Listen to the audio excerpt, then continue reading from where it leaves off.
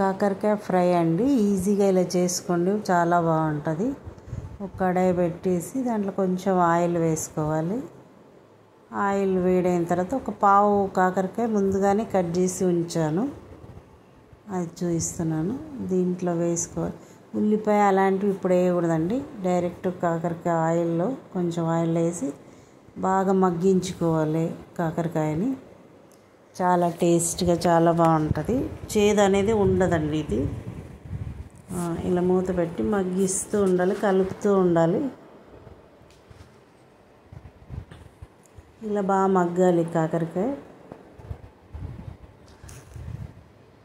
కొంచెం పసుపు, కొంచెం సాల్ట్ వేసుకొని కలుపుకోవాలి. ఎక్కువగా మసాలాలు వేయకూడదు.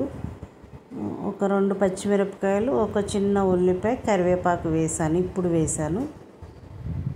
వేసి ఇలా కలుపుకొని వీటిని కూడా మగ్గించుకోవాలండి బాగా.